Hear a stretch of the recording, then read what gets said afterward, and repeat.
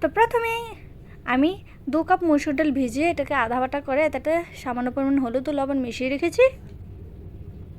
তারপর কিছু আলু সিদ্ধ করে খোসাটা ছাড়িয়ে নিয়েছি। আর ফ্রাই প্যানটা তো আমি প্রথমেই বসিয়ে রেখেছিলাম, এটাতে পরিমাণ মতো কিছুটা অয়েল দিয়ে নিয়েছি। এটা গরম হওয়ার পর আমি মেখে রাখা ডালটা ছোটো ছোটো সাইজ করে দিয়েছি। আপনারা আপনাদের পছন্দ অনুযায়ী সাইজ করেও দিতে পারেন। তো এভাবে আমি সবগুলো দিয়ে দিয়েছি। তো এক পাশটা হওয়ার পর আমি উল্টে দেব। তো আমার ডালের বড়াগুলো হয়ে গেছে, এগুলোকে আমি নামিয়ে নিচ্ছি। তারপর আমি আলুগুলোকে ভেজে নেব। তো আলুগুলো দিয়ে দিচ্ছি। তো এতে দিয়ে দিচ্ছি হাফ চা চামচ হলুদ গুঁড়ো, সামান্য পরিমাণ মরিচের গুঁড়ো, আর দিয়ে দিচ্ছি স্বাদ মতো লবণ।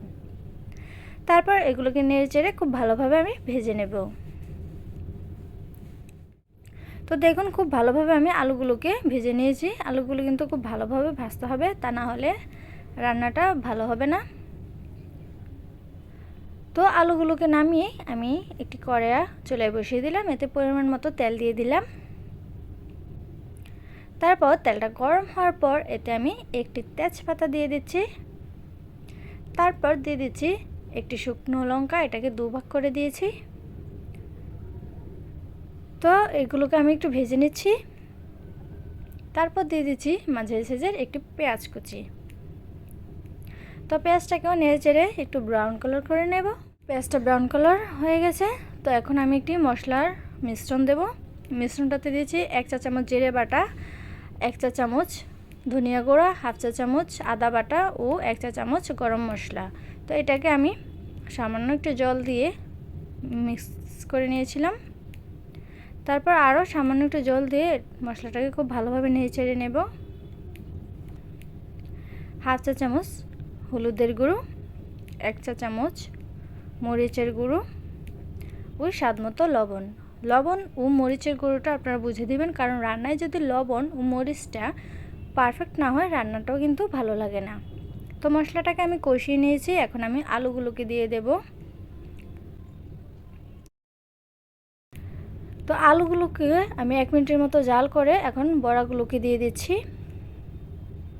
তারপর এগুলোকেও খুব ভালোভাবে নেড়েচেড়ে আমি আরও 1 মিনিটের মতো জাল করে নেব। তো 1 মিনিটের মতো আমি জাল করে নিয়েছি। এখন এতে আমি পরিমাণ মতো জল দিয়ে দেব।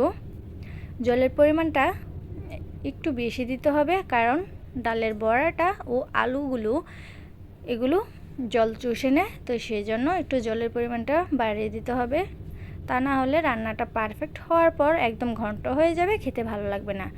তো এখন নেড়ে চেড়ে আমি এটাকে ঢেকে দেব। তো ঢাকনাটাকে আমি উল্টে নিয়েছি। আপনারা দেখতেই পাচ্ছেন রান্নাটা একদম পারফেক্টলি হয়ে গেছে, ঝোলটাও একদম পারফেক্ট আছে, আর এটার স্বাদও কিন্তু দুর্দান্ত। তো এটা বাসায় অবশ্যই একবার ট্রাই করে দেখবেন। যদি ভালো লেগে থাকে তাহলে লাইক, কমেন্ট অ্যান্ড শেয়ার অবশ্যই করবেন, আর সাবস্ক্রাইব করতে ভুলবেন না, আর পাশের বেল আইকনটি অবশ্যই অন করে দেবেন। আর তাছাড়া আপনারা যদি পেতে চান আপনাদের পছন্দ অনুযায়ী রেসিপি অবশ্যই কমেন্ট করে জানাবেন। আজ এই পর্যন্তই, বাই।